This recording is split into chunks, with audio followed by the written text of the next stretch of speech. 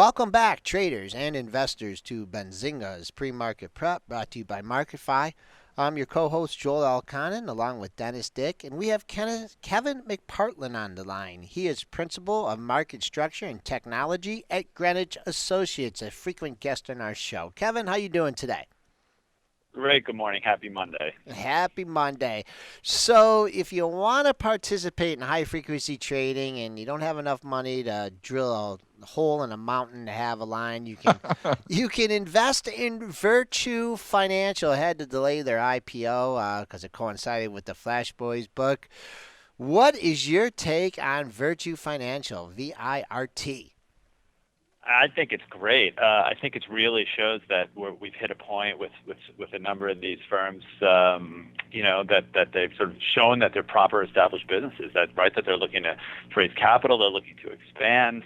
One of the other things, and I think we've talked about this before, is all the sort of the hype around high frequency trading seems to always focus on the equities market.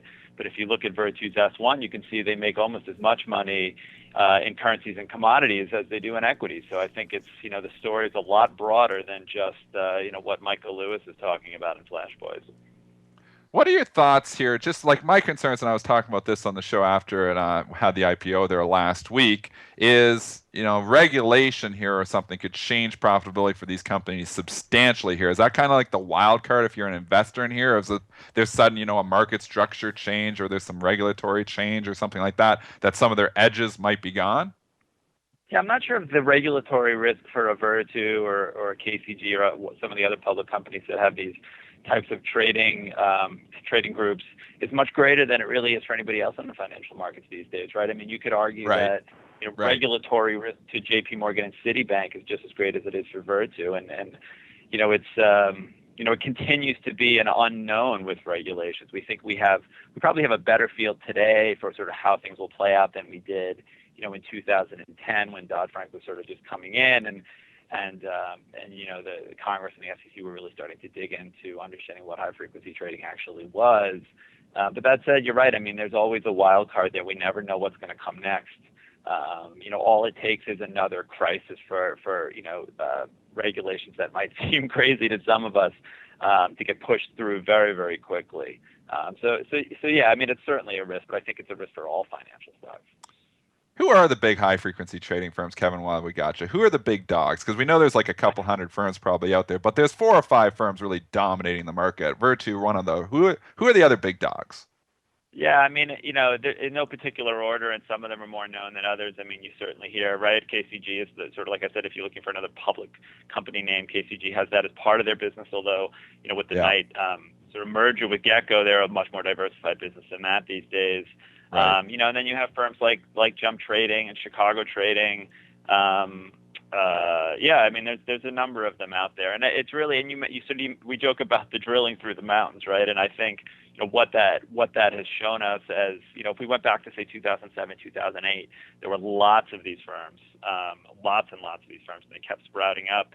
It was a bit like when it felt like it at the time, it felt a bit like sort of the dot-com bubble of trading, right? Where there was just suddenly this was the thing to do, and if you ever toured around Chicago and went to visit a number of them, over a day or two, which I was lucky enough to do, that's how their offices felt with the ping pong tables and sort of like what .com looked like in 1999.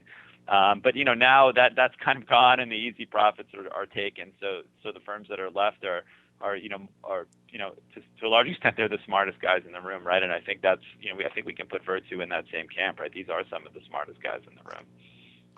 What do you think, just changing the subject here for a second, BAT's exclusive listing proposal that they proposed there last week? They're talking about backing off on some of these small cap stocks and letting the primary listing venue trade those stocks exclusively. That's what they're advocating for anyways. I don't know if the other exchanges are going to follow suit or not. First of all, why do you think BATs would do that? And secondly, do you think this would be a good thing?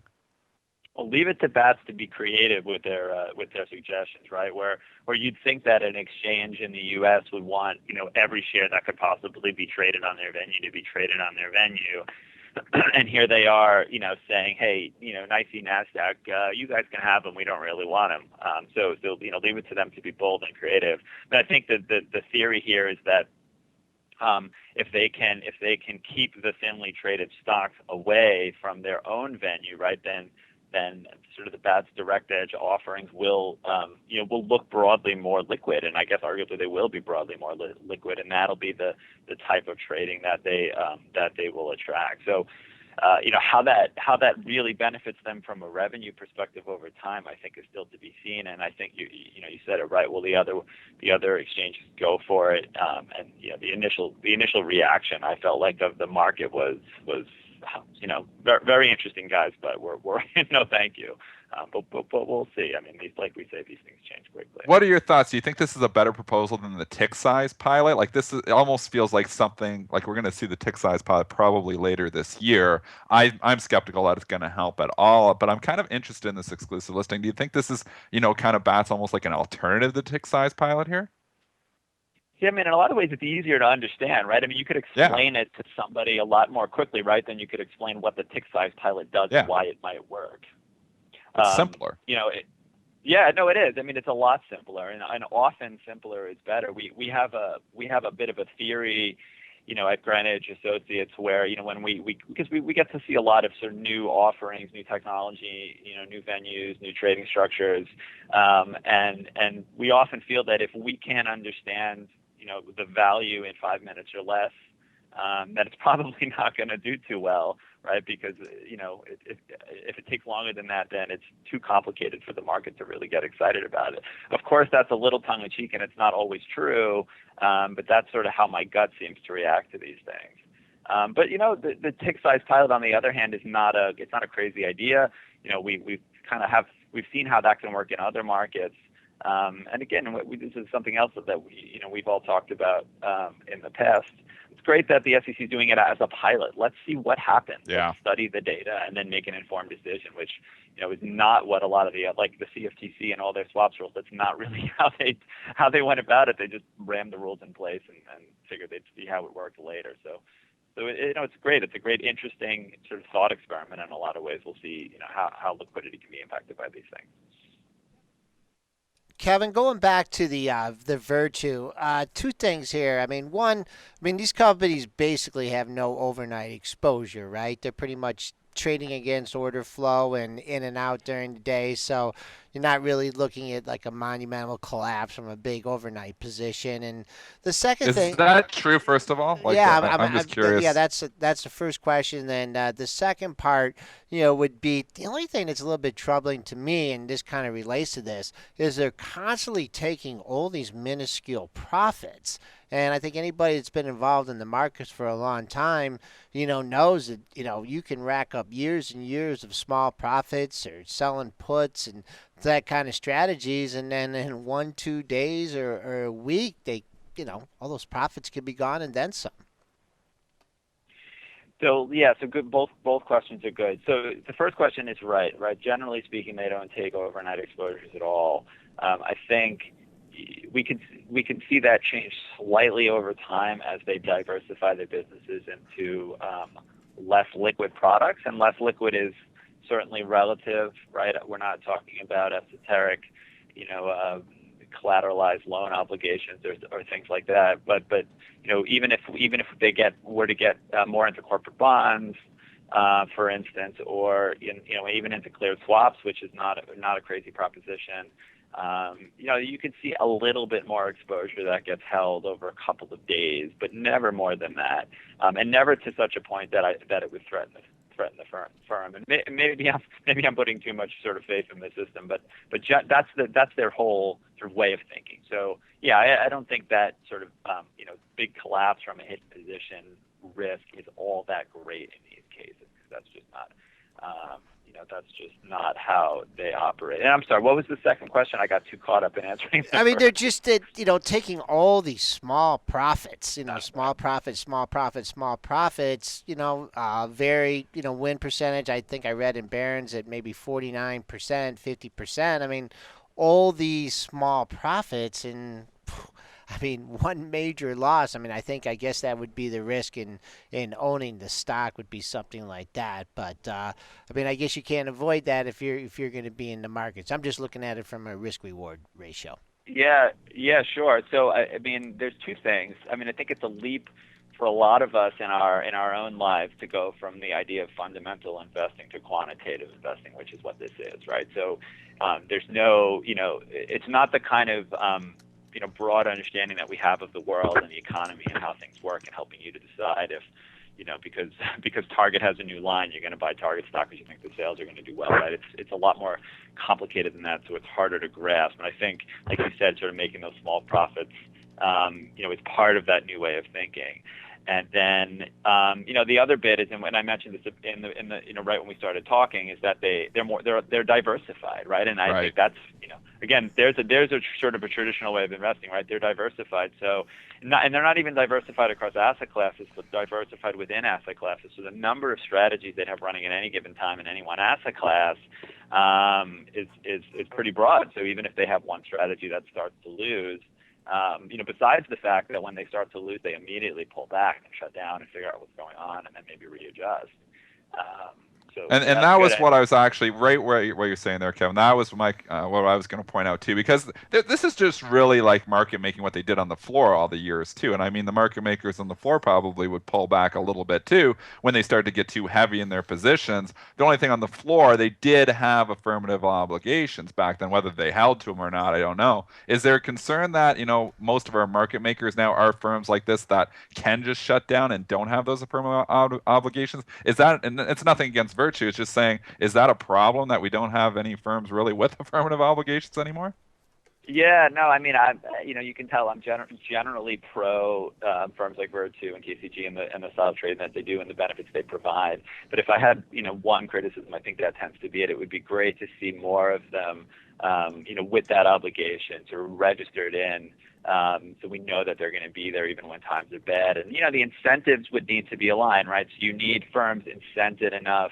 And this was the case, to your point, on the floor of the exchange 20, 30 years ago. They were incented enough to be there in the good times, so they could still be there to catch the falling knife in the bad times. And that's I think that would go a long way here in all of the exchange traded markets that these guys trade in. Your firm put together an article, Institutional Investing in the Digital Age, How Social Media Informs and Shapes the Investment Process. Tell us a little bit about that. I mean, did you have a little bit of a thesis going in and you were just looking for confirmation of the way social media is now being used in the investing process, or did you come up with some surprises? Yeah, so we did. We kind of, you assume that, everybody in their personal life has been now using social media in some form or another for a while. It's becoming just part of the way that we interact in the world. So what we were curious about was how that would play into the investment process. So we went out to the money holders, right, so that the endowments and the pensions, really the folks that have all of our retirement money, to figure out how do they choose their asset managers, how do they figure out where to invest or how to invest. And so we weren't surprised to find that it is very widespread. They do use it a lot. Also not surprised to find that LinkedIn was really the top there, right, because of the networking and all that goes on LinkedIn. But what I think we were surprised to find was that it's not just a networking with your peers tool, that a lot of them actually use it to influence their, it influences their investment decisions. And we were pretty surprised that it was, as much as it was, right? That could be everything from, sort of deciding, which asset manager, which mutual fund to pick, right back to sort of macro views on the world and deciding where they think they should focus a little bit more. So that was pretty interesting to us. It really shows how mature, these sort of major social platforms have become and how big of a part, they are in like I said, how we communicate and how we make our decisions. So it's pretty interesting. Just looking through here, so do you think a lot of these investment managers that are using social media, do you think they're using it to gauge sentiment more, or are they using it in a variety of different ways? It's varied, and when you said it right, we get into it in the report a bit about whether it's researching specific industries, looking for opinions or commentary, or try to understand about specific products and services from individual asset managers. It's pretty varied across the board. I think it's more about trying to understand. So I think some of those first things I said about you want to understand a particular industry and who the players. And I mean, there's even simpler things on LinkedIn that you can find about companies where there's less information available publicly. Like you want to know how many people that work there, right? You can even figure that out from LinkedIn, because at this stage, the vast majority of people in the workforce are on there now. So it's varied. I actually expected, and obviously you guys are big Twitter users, as am I, that Twitter didn't rank up higher. It was up. It was sort of ranked the highest for looking for commentary and opinions, which probably isn't surprising. But even that was sort of relatively small, right? Less than 15%, said they were using Twitter for that. So I was surprised that there wasn't more there. But yeah, LinkedIn really was where it was at. Do you mind if we, is this published already? Do you mind if we post this in our chat? Because some people that are reading the chat right now probably would like to take a look at this paper, Kevin. Yeah. Why don't you post the link out to it, and then, okay, perfect. And then we can, that'd be great. I'd love, any feedback anybody has. We, of course, always love to hear it. I noticed YouTube's on here, and is that for people that, how do you think that that's being used? People are, during the day can't follow the markets, maybe the great interviews we have on Benzinga's pre-market prep. You think people are using it that way, or to, get coverage of what already happened? Or you think they're using it to, research for new investments? Yeah, I think it's probably more the former, right? Of course, looking for the replays of your show, and other shameless similar plugs here. Yeah, you have to. And then other clips of whether it be sort of news reports from during the day, things like that. Yeah, no, that was surprising. And then the other one in there that I think we mentioned in the report was we put Google Plus in the list. Which, if not everybody's familiar, it's Google's social offering, and we got a unexpected high response there. But then as we really went through the data and the responses closely, we realized that most people, I think, mistook Google Plus for Google, as in the search engine. So we largely sort of discounted that, because it's just not, it's just not sort of in there in the way that we would expect with some of these other platforms.